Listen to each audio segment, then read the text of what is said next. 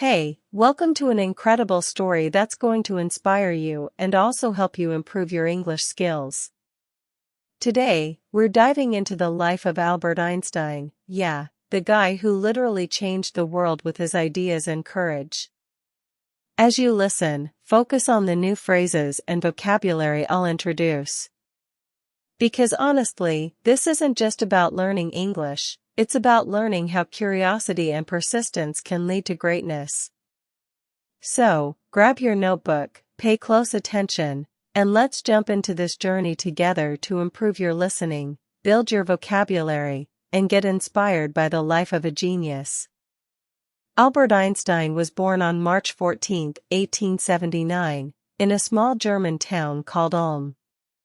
His parents, Hermann Einstein and Pauline Koch, were ordinary folks. Hermann worked with electrical parts, and Pauline was a homemaker who loved music and learning. When Albert was born, there wasn't anything super special about him, except one thing: his head was unusually large. His family even joked about it, wondering if he'd grow up to be a normal child. Little did they know, this boy would grow up to change the world. As a child, Albert was really quiet. He didn't speak his first words until he was nearly 3, which worried his parents. Some people even thought something might be wrong with him. His family nicknamed him the Quiet One because he barely spoke, even when other kids around him were always talking. But Albert wasn't quiet because he was slow, he was quiet because he was always thinking. He could sit for hours just observing everything, like he was trying to figure out how the world worked. At age 5, Albert's father gave him a simple gift, a compass, and it completely changed his life. He was fascinated. How could that little needle always point north no matter how he turned it? That compass sparked a deep obsession in him. He'd stare at it for hours, wondering about the invisible force guiding it. That moment made a lasting impression on him. It was the first time he realized that unseen forces existed in the world, and he became determined to discover them all. But school? Oh, it didn't go great for Albert. He hated how strict the teachers were and how they forced students to just memorize everything. Albert wasn't interested in memorizing, he wanted to ask questions and figure things out. That didn't sit well with the teachers. One even told him, "You're a disgrace. You'll never be successful in life." Ouch. But he didn't let that stop him. Sure, he struggled with languages, but there was one thing he truly loved: math. He called it the language of the universe and enjoyed solving problems like they were puzzles. Despite all the challenges in school, Albert's family always believed in him. His mom, Pauline, noticed he loved music, so she encouraged him to learn violin. At first, he didn't like practicing, but eventually, music helped him relax and think better. His uncle Jacob also played a huge role. He made math fun for Albert and once told him, "Math is like a treasure hunt, every problem is a clue." That playful approach helped Albert fall in love with numbers. Albert was never like other kids. While they played games, he read books and imagined how everything worked. He was especially drawn to stories about great scientists. One day, walking home from school, he asked himself a powerful question: what would it be like to ride a beam of light? That single thought stayed with him for years and marked the beginning of his lifelong journey into understanding light, space, and time. When he was 15, things got tough. His dad's business failed, and the family had to move to Italy. Albert stayed in Germany to finish school but hated being away from his family.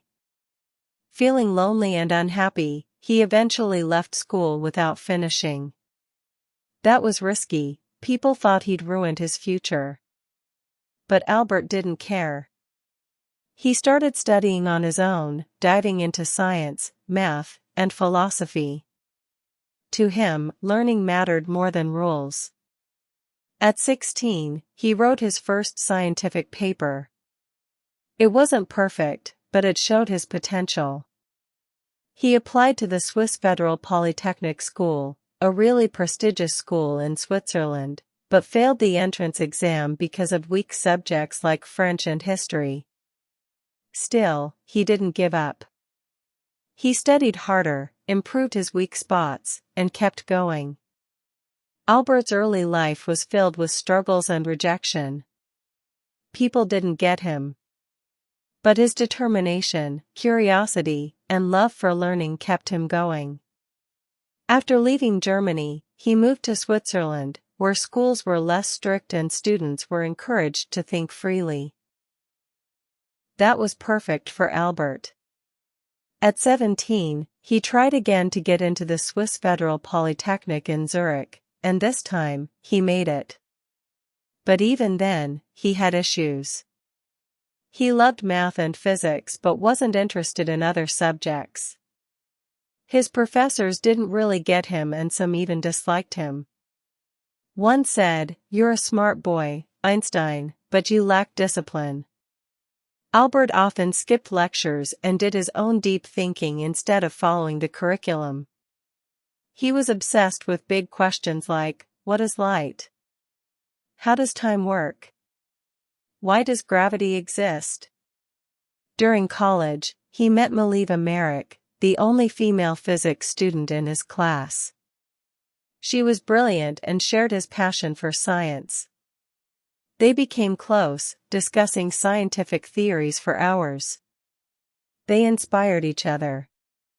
Albert once wrote to her, "Together we will conquer the world of science." Their relationship had its challenges. She faced criticism as a woman in science and he had money troubles, but they stuck together. By 1900, at age 21, Albert graduated with a degree in physics and was ready to start his scientific career. But life had other plans. He couldn't get a job. Universities rejected him, and his professors gave poor recommendations. It was a painful time. But instead of giving up, he took whatever jobs he could find. Finally, in 1902, he got a job as a clerk at the Swiss Patent Office. It wasn't glamorous or related to physics, but he made the best of it. He called it his thinking lab. In his spare time, he scribbled down thoughts about light, space, and time. He never gave up. In 1903, Albert married Mileva, and they had their first child, Hans Albert Einstein. Life wasn't easy. His salary wasn't enough and they struggled financially. Friends told him to give up his science dreams, but Albert said, "I would rather struggle for my passion than live comfortably without purpose." In 1905, at age 26, he published papers that changed the world forever.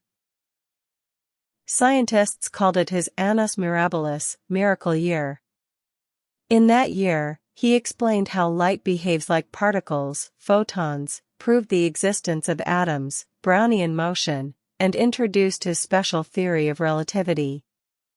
From that came his famous equation, E equals mc squared. It shocked the scientific community. A humble clerk with no university position had just revolutionized physics. After 1905, everything changed. He got teaching offers and became a professor. But even then, he stayed humble, kept asking big questions, and believed curiosity was the key to understanding the universe. His journey, from a struggling clerk to a world-famous scientist, showed the power of perseverance. By 1909, he was well known in Europe.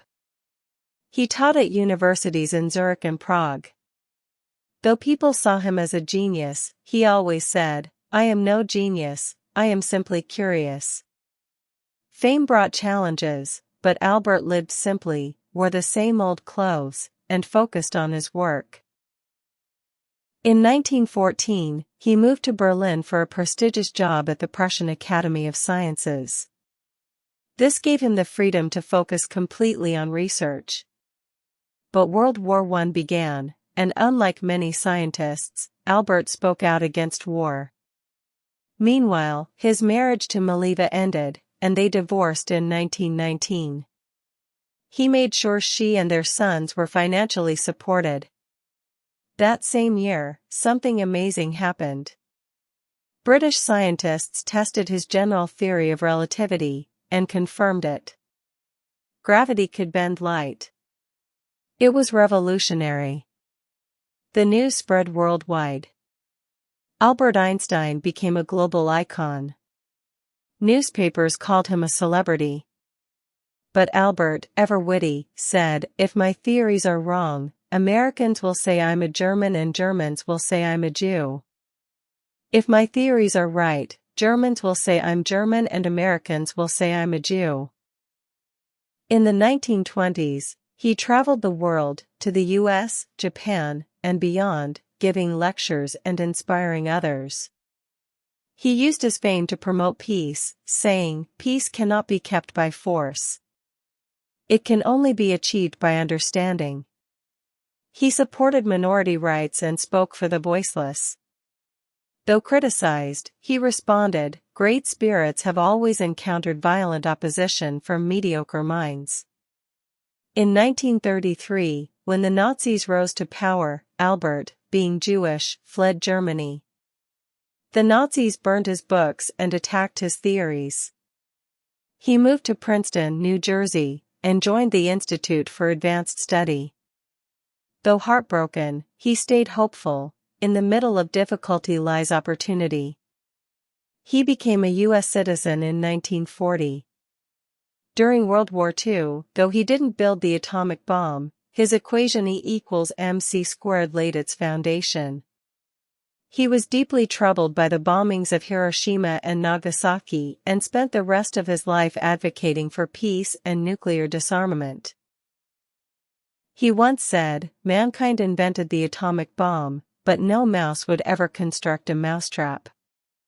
Even as one of the most famous people in the world, Albert lived simply. No car, no socks, and he loved sailing, even though he didn't know how to swim. His curiosity never faded. He kept asking questions about black holes, time travel, and more. In his later years, he tried to create one grand theory to unify all forces of nature, a challenge still unsolved. On April 18, 1955, Albert Einstein passed away at the age of 76. His last words were spoken in German but never recorded because the nurse didn't understand the language. His contributions to science, peace, and humanity remain unmatched. His story teaches us three big things. 1. Struggles shape greatness. 2. Curiosity drives progress. 3. True greatness lies in humility. Albert Einstein is proof that greatness isn't about being perfect, it's about being passionate, persistent, and unafraid to challenge the impossible. He once said, "Try not to become a person of success, but rather try to become a person of value." If you liked this story, don't forget to like, share, and subscribe to our channel for more powerful life stories, political journeys, and inspirational biographies. Stay tuned, more incredible stories are coming soon.